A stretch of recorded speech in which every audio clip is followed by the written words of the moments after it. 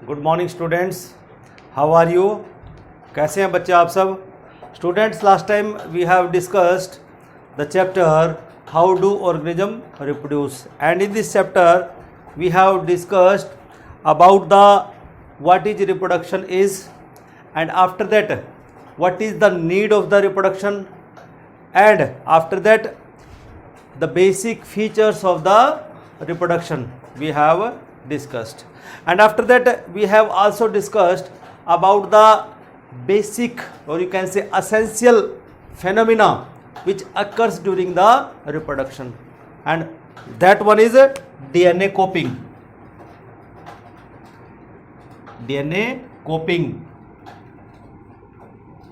और you can से DNA replication के बारे में हमने बात की थी last time, and it is the essential you can से प्रोसेस इन रिप्रोडक्शन।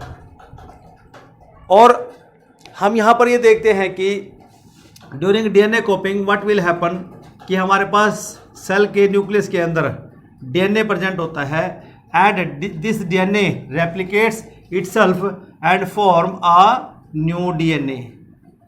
क्या बना देगा ये? न्यू DNA बना देगा, न्यू DNA कॉपी, ठीक है ना, ऑन रेप्लिकेशन। ठीक है बच्चों, ये पेरेंट DNA है, parent DNA in nucleus, or you can say it is the basic phenomena which you can say occurs during reproduction, कि न्यूक्लियस के अंदर जब न्यूक्लियस में जब सेल डिवाइड करता है तो वहाँ पर DNA रेप्लिकेट करते हैं, DNA कॉपिंग विल अकर्स। लेकिन ड्यूरिंग दिस प्रोसेस चांसेस ये रहता है कोई भी सेलुलर मशीनरी ऐसी नहीं है कि जो एग्जैक्ट यू कैन से 100% एक्यूरेट हो, चांसेस वहाँ पे इनएक्यूरेसी के भी रहते हैं। तो इसलिए हम यहाँ पर ये देखते हैं कि जो इस DNA से ये DNA बना है, ठीक है ना, अब ये न्यूली फॉर्म DNA है, इट में हम ऐसा कह सकते हैं इट इज सिमिलर, क्या है ये? It is similar to parent DNA, ठीक है ना, बट नॉट आइडेंटिकल। क्या बोल दिया इसको हमने? ये आइडेंटिकल नहीं होगा। क्यों? क्योंकि अगर आइडेंटिकल तो तब होता जब यहां पर हम कहते हैं कि ये DNA एकदम से एक्यूरेसी के साथ विद एक्यूरेसी ये ट्रांसक्राइब करता and new DNA will form, but ऐसा पॉसिबल नहीं है क्योंकि सेल के अंदर सारी प्रोसेस होती है और it is not possible that this accuracy will go. There may be some inaccuracy occurs, and because of this inaccuracy, ठीक है ना, जो ये न्यूली फॉर्म DNA है, it is similar to the parent DNA but not identical, इसलिए यहाँ पर ये आइडेंटिकल नहीं है। तो इन्हीं एक्यूरेसीज के कारण क्या होगा कि कुछ डिफरेंसेस आ जाएंगे। क्या आ जाएंगे? डिफरेंसेस किस में आए हैं? इस DNA के अंदर कुछ ना कुछ डिफरेंसेस देखने को मिल रहे हैं, और इन्हीं डिफरेंसेस को हम क्या नाम दे देंगे? फिर इन्हीं डिफरेंसेस को हम नाम दे देंगे यहाँ पे वेरिएशंस। क्या नाम देंगे? वेरिएशंस हम इनको कहते हैं। और बच्चों याद रखना कि जब भी वेरिएंट DNA होगा, कि सपोज ये DNA थोड़ा सा डिफर है इस DNA से, तो इस DNA से जो RNA बनेगा वो भी थोड़ा डिफर बनेगा, ठीक है ना, और इस RNA से जो भी प्रोटीन बनेगा वो भी थोड़ा डिफर बनेगा, क्लियर। और इस प्रोटीन से जो भी बॉडी डिजाइन बनेगा, बॉडी डिजाइन या कोई ट्रेट बनेगी, दैट इज आल्सो अल्टर्ड। वो भी क्या हो जाएगी? वो भी अल्टर्ड होगी, वो एग्जैक्ट नहीं होगी।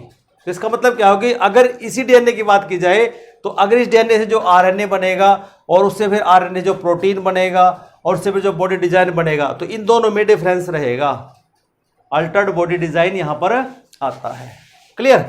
तो वहां पर फंक्शन में भी थोड़ा सा डिफरेंस आता है। तो आज का हमारा जो टॉपिक है वो यही है कि वेरिएशंस क्या है, इन वेरिएशंस की इंपॉर्टेंस क्या है, how these variations comes in the individual, और जब ये इंडिविजुअल में आती हैं तो क्या इनका फायदा होता है, क्या इनका नुकसान होता है। तो हम आज यहाँ पर शुरू करते हैं कि वेरिएशन है क्या and how these variations induce. कि एक तो आपको बता दिया मैंने कि यहाँ पर जो मेन जो इवेंट है which occur that is DNA copying, and during DNA copying there is you can say inaccuracy occur, and because of these inaccuracy certain you can say different kind of DNA is formed which result into variation। तो अब बात करते हैं बच्चों variation है क्या, what is variation is, कि आप वेरिएशन को डिफाइन कैसे करेंगे। बच्चों याद रखना जो वेरिएशन है are the differences which are found, क्या है, वेरिएशंस आर द डिफरेंसेस, कि ये डिफरेंसेस हैं, ठीक है ना, इन मॉर्फोलॉजिकल, इन मॉर्फोलॉजिकल, फिजियोलॉजिकल, कि मॉर्फोलॉजी होता है एक्सटर्नल अपीयरेंस जिसको हम बोलते हैं, और फिजियोलॉजिकल की जो हमारे इंटरनल जो प्रोसेसेस चलती है, हमारी जो फिजियोलॉजिकल प्रोसेस जैसे डाइजेस्टिव सिस्टम है या तो अदर जितनी भी प्रोसेसेस चलती हैं, and other traits of, and other traits of, कि जो इंडिविजुअल है उसकी जो अदर ट्रेट्स हैं, ठीक है ना, belong to the same individual, other traits of individual, ठीक है ना, belongs to the same organism, जो कि सेम ऑर्गेनिज्म से बिलोंग करता है या सेम रेस से बिलोंग करता है, और यू कैन से फैमिली से बिलोंग करता है। तो इस तरह से बच्चों हम यहां पर वेरिएशन को इस तरह से डिफाइन करेंगे, क्लियर है। उसके बाद बात आती है कि हमारे पास की ये जो वेरिएशंस हैं, how these variation develop, question आता है हाउ दीज वेरिएशन डेवलप। अब इस क्वेश्चन को हम सॉर्ट आउट करेंगे कि ये जो वेरिएशंस हैं ये कैसे डेवलप होती हैं, ठीक है बच्चों। तो सबसे पहले हम कहते हैं कि जो दीज वेरिएशंस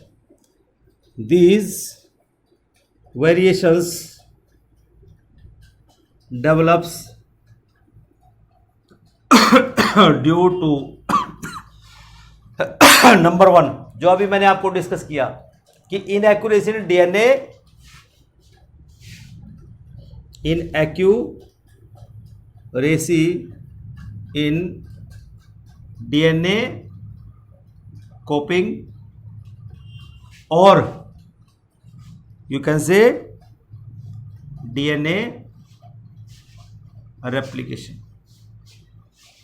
कि हम ये कहते हैं कि बार बार आपको ये पढ़ाएंगे यहाँ पे कि जो ड्यूरिंग डीएनए रेप्लिकेशन है वहाँ पर में भी चांसेस है कि इनएक्यूरेसी आ जाए, डीएनए कॉपिंग के दौरान वहाँ पर इनएक्यूरेसी आ जाती है, which results into formation of new kind of DNA.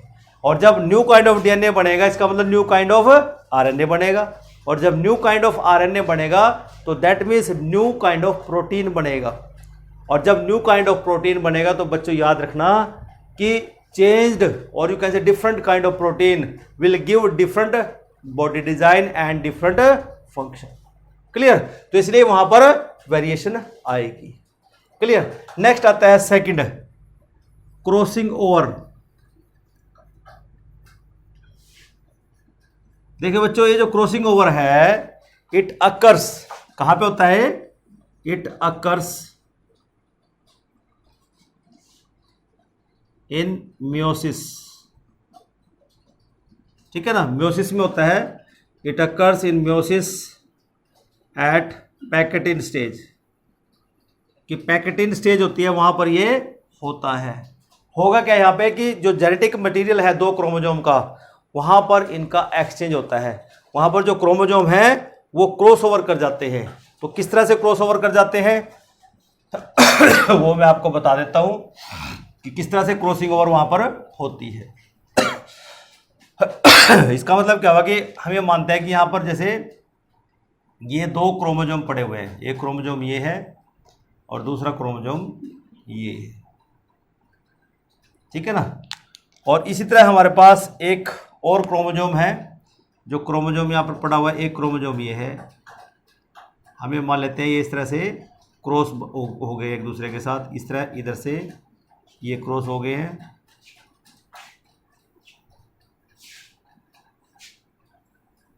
इस तरह से, ठीक है ना। तो यहां होगा क्या कि ये जो हम देख रहे हैं ये क्रॉसओवर्स हैं, क्या है ये क्रॉसओवर, जो क्रोमोजोम्स हैं दे क्रॉस ईच अदर। यहां पर जो जेनेटिक एक्सचेंज हो जाता है कि इसका ये जो कट पार्ट है इसके ऊपर आ जाएगा, इसका कट पार्ट ये इसके ऊपर आ जाएगा। कैसे आएगा देख लीजिए जरा, कि यहां पर जो जेनेटिक एक्सचेंज हम देखेंगे, जेनेटिक एक्सचेंज कैसे होगा कि हम ये देखते हैं कि यहां पर ये तो सेम रहेगा, लेकिन यहां पर क्या होगा कि ये जो इसका एक आर्म है ये ऐसे यहां पर ऐसे हो जाएगा, और इसका जो दूसरे का जो कट पार्ट है वो इसके साथ यहां पर जुड़ जाएगा, ठीक है ना। यहां पर ये इसके साथ ऐसे दूसरे का कट पार्ट इसके साथ ये जुड़ जाता है ऐसे। तो इसका मतलब यहां पर जेनेटिक एक्सचेंज हो गया, और जब ये दूसरे में जाएगा तो वहां पर ये वेरिएशन लाएगा ही लाएगा, इस तरह से।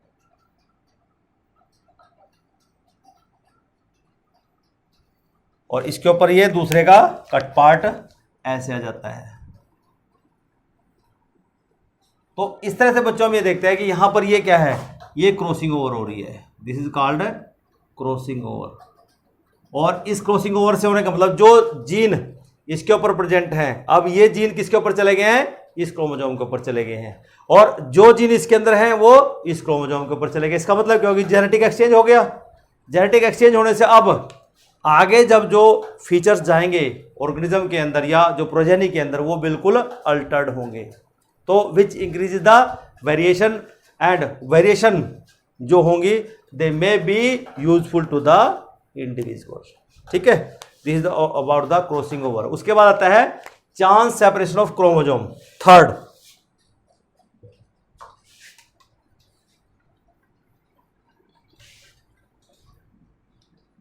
चांस सेपरेशन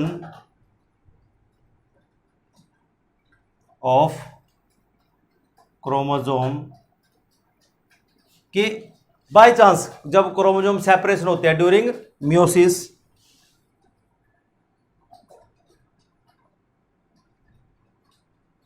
वहां पर भी कि जब म्योसिस होती है वहां पर जब क्रोमोसोम सेपरेट होंगे तो वहां पर भी चांस रहता है, and chance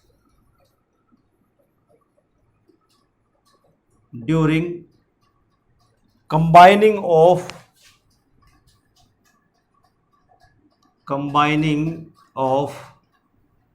chromosome during fertilisation, दोनों में चांस हैं, ठीक है ना। ये भी एक काज बन जाता है वेरिएशन आने का।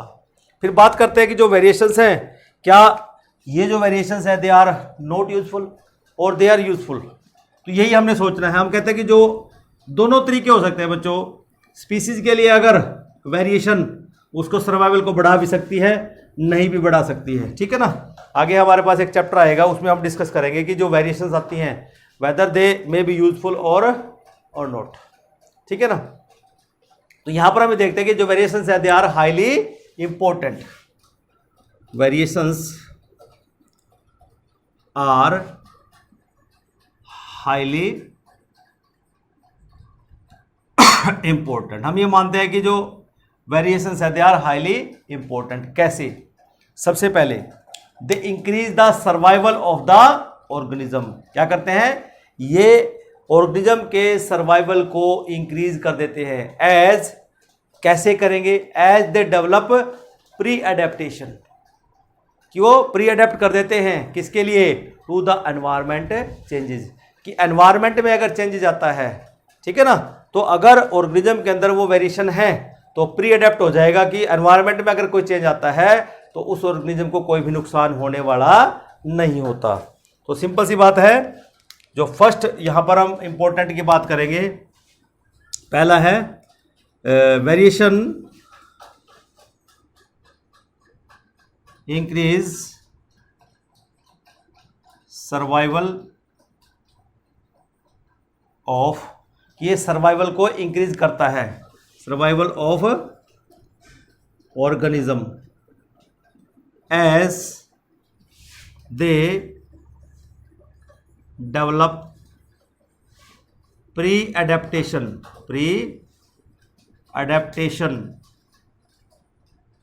टू एनवायरमेंटल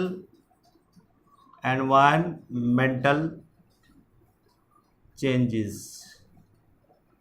कि एनवायरनमेंट के अंदर कोई चेंजेस आते हैं तो ऑर्गेनिज्म को पहले से ही अडेप्ट कर देता है कि अगर उस एनवायरनमेंट में कोई चेंजेस आता है तो उसको कोई नुकसान नहीं होगा। इसका बहुत बढ़िया एग्जांपल अगर हम लर्न करना चाहें तो हम कहते हैं कि बैक्टीरिया का बहुत बढ़िया एग्जांपल हम यहां ले सकते हैं। It is also mention in your book के अंदर भी मेंशन है कि सपोज हम कहते हैं कि हम बैक्टीरिया का एग्जांपल लेते हैं।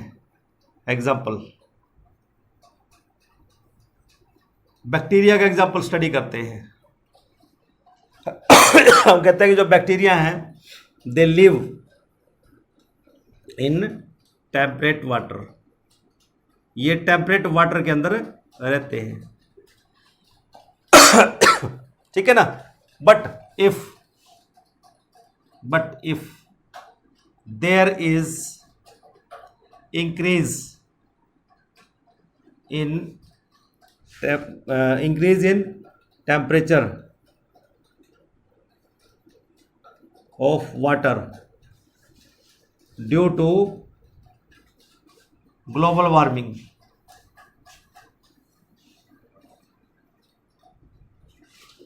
अब जो बैक्टीरिया है यहां पर ये दे मे बी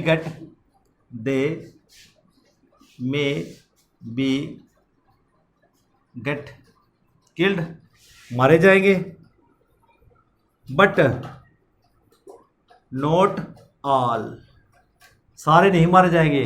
तो जो बचेंगे कौन से होंगे? But not all means that is survival of variant will be there, कि जो वेरिएंट होगा जिसके अंदर वेरिएशन होगी वो फिर भी वहां पर सर्वाइव करेगा। सारे नहीं मर जाएंगे but survival of the variant will be there. तो इस तरह से हम समझ सकते हैं। दूसरा है फिर इसका variation provide individuality to each organism.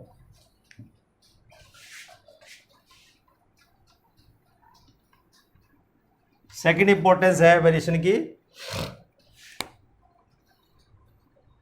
Variation provide individuality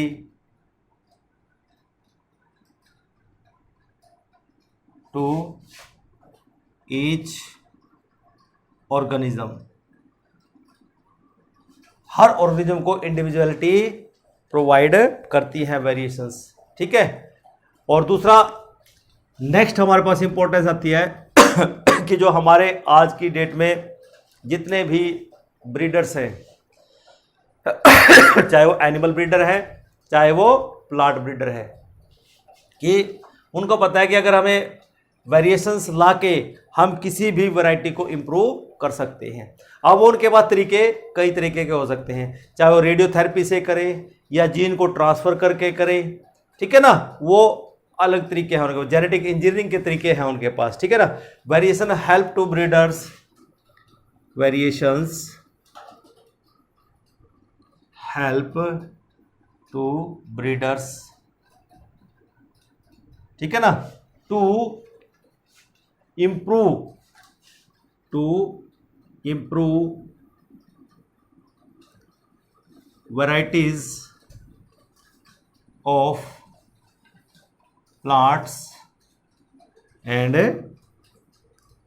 animals, कि हमारे पास जो एनिमल्स हैं और जो प्लांट्स हैं, प्लांट्स में जो हमारे क्रॉपी प्लांट्स हैं, हम उनको ज़्यादा से ज़्यादा ईल्ड लेते हैं। और आज की डेट में हमारे पास है भी, हमने बहुत सारी क्रॉप्स के अंदर वेरिएशन ला दी है और वेरिएशन ला के हमने उनको हाई ईल्ड बना दिया है। इस तरह हम एनिमल्स में भी वेरिएशन ला चुके हैं, ब्रीडर्स बहुत अच्छा काम कर रहे हैं।